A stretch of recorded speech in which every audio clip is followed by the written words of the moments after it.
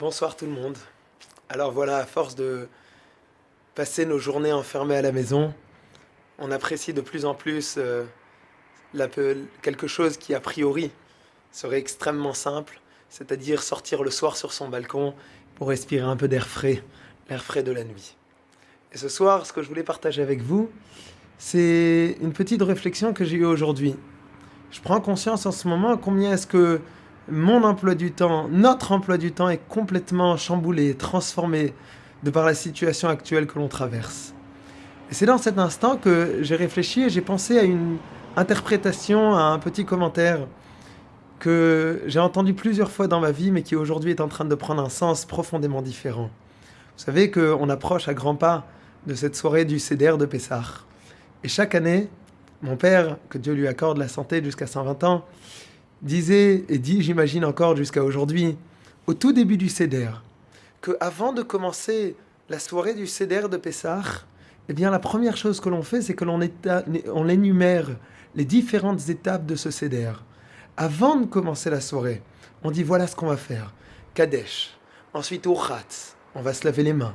Ensuite Karpas, on va tremper le céleri ou le légume dans l'eau salée, etc., etc.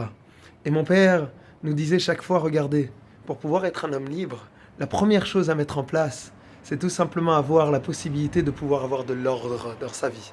C'est-à-dire réussir à avoir des objectifs, à avoir un programme. Et ce programme, c'est ce qu'on va faire pendant cette soirée, et c'est ce qui va pouvoir nous permettre de pouvoir être libre. Alors, dans cet instant, dans ces moments de confinement, je pense que cette notion de programme et mettre en place un objectif et des étapes dans notre vie, elle prend un sens profondément différent. Parce que c'est évident que ça touche avant tout nos enfants qui sont très perturbés de par le fait d'avoir un quotidien qui, même si parfois, bien sûr, ils vous diront toujours que ouais, on n'a pas l'école, on est très content, mais dans le fond, ça les dérange beaucoup de savoir qu'ils vont avoir un changement profond dans leur quotidien. Alors, en dehors des enfants, ça nous touche aussi, je pense, énormément. Ça nous touche beaucoup parce que ce quotidien, c'est celui qui nous permet en même temps de grandir. C'est celui qui permet de nous améliorer. C'est celui qui nous permet de nous transformer.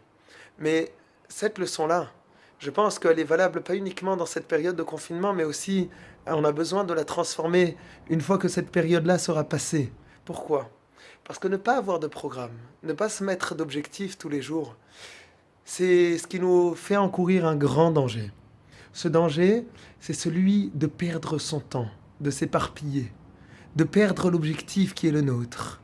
Alors, ce qu'on a besoin de mettre en place, encore plus en ce moment, c'est de se dire, voilà l'objectif de la journée. Voilà ce que je veux atteindre. Voilà ce que j'ai envie de travailler aujourd'hui. Voilà la liste des choses que je compte faire aujourd'hui. Et je suis persuadé que quand on a un programme, quand on a une liste de choses à faire, eh bien on est beaucoup plus concentré, on est beaucoup plus effectif, on arrive à aller droit au but et s'améliorer, mais surtout éviter de perdre beaucoup de temps à se perdre sur les réseaux sociaux, en train de regarder un petit peu à droite ce que l'un fait, à gauche ce que l'autre fait.